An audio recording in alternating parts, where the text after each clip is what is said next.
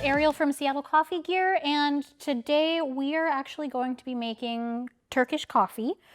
And the reason why I wanted to do this is because Turkish coffee has such a huge place in coffee culture and history. Without this particular brew method, we would not have the cafes and coffee shops that we have today. So a lot of this actually did stem from this specific brew method. It kind of came to life in the 1540s when the Ottoman governor of Yemen, Özdemir Pasha, fell in love with the drink and brought it back to Turkey, where it was introduced to the court of Suleiman the Magnificent, who was the 10th Sultan of the Ottoman Empire. And from there, it just kind of exploded.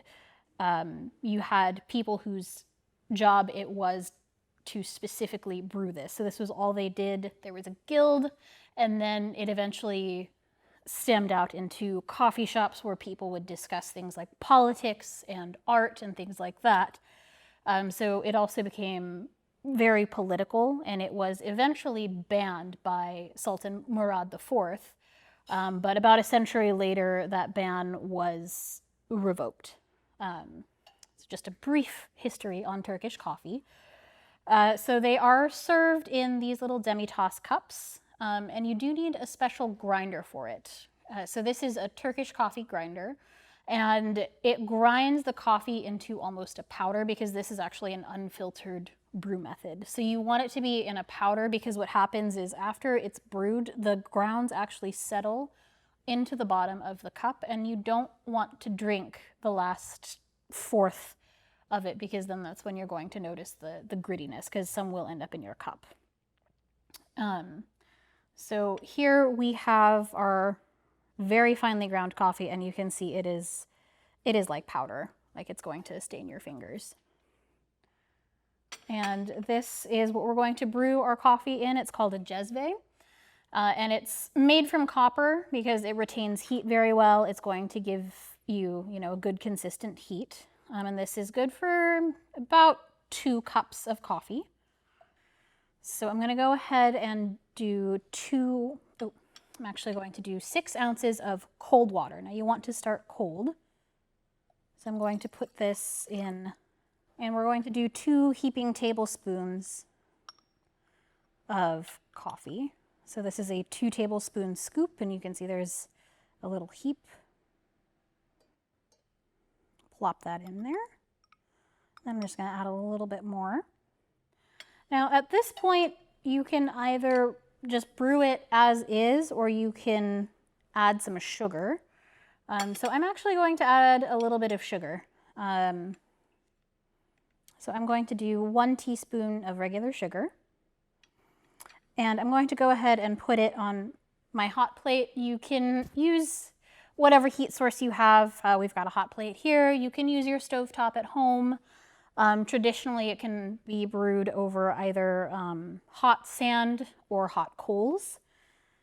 But you want to make sure that the heat is actually on low to medium low. So I'm just going to set this down for a few seconds. And then I'm going to go in and stir it. So I'm going to go ahead and give this guy a stir, and the goal here is to help the coffee and sugar dissolve. So you're going to stir it until it is kind of like a thick, creamy texture. It almost looks like chocolate milk.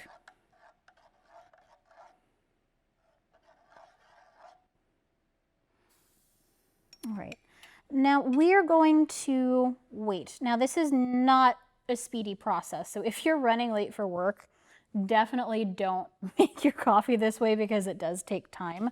You really have to baby it and watch it because you don't want it to boil. But what is going to happen is, the coffee will slowly heat, and we're going to start seeing some bubbles on the inside. And that is actually, it's going to produce foam.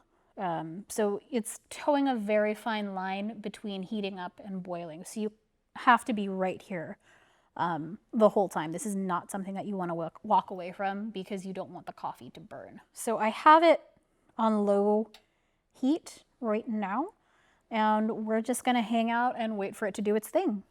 Alrighty guys, we are back. We have bubbling action happening.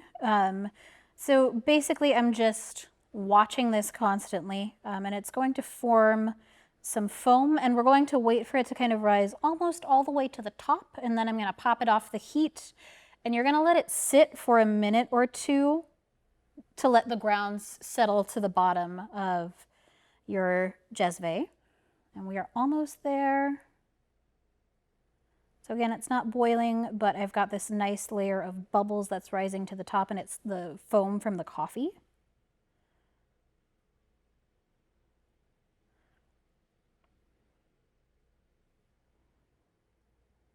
Okay, I'm gonna go ahead and take this guy off the heat, turn off my hot plate, and now I'm just gonna let it sit.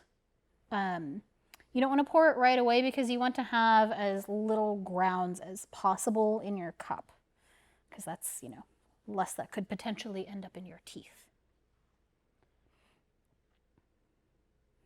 I'll let it sit here, and these are just little demi-tasse cups. I actually took a trip to Istanbul last year and I brought these home. So they're hand painted with tulips. It was a great trip. If you ever have the chance to go, I would definitely recommend it. It is a beautiful city and full of delicious, delicious coffee and food. Alrighty, so I think we're good. We've got a layer of foam, which is what you're looking for. So there is a technique to pouring this. That way you have foam layered in the top of your glass or your cup. So you want to pour it quickly first, and then slow. And then you'll have a layer of foam at the top of your cup. So quickly.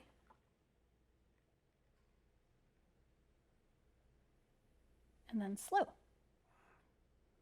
Add a little bit more so it's topped off. Alrighty.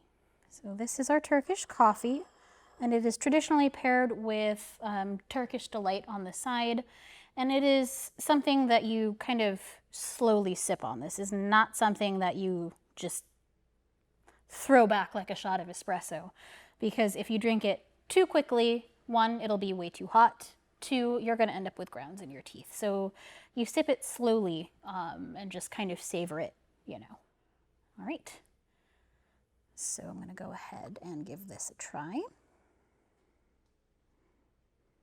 Got my layer of foam on the top, and that's how you know you've done it right.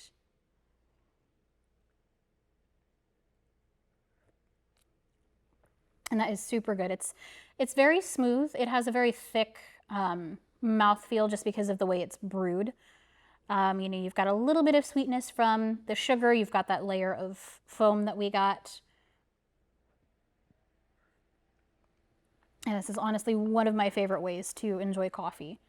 And you can use pretty much any roast that you like. Traditionally, a lot of people like to use dark roasts because they are more robust, but I have tried it, you know, with light roast single origins, and it's actually really great. But thank you for joining me. Don't forget to hit like and subscribe. Leave a comment below. We'll see you next time. Thanks, guys.